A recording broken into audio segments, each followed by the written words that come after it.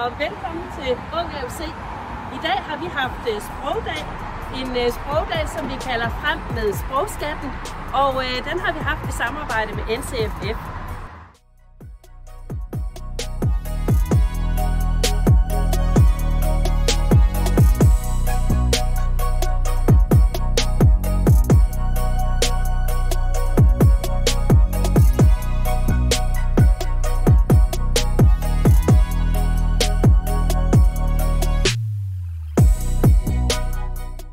Mange af vores elever, de var til at begynde med sådan en lille smule tilbageholdende.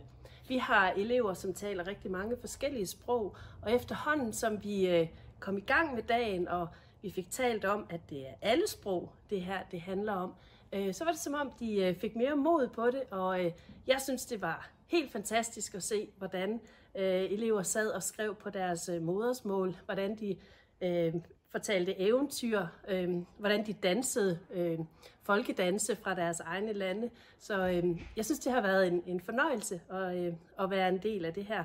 Det er noget, der i den grad er med til at åbne verden for os alle sammen.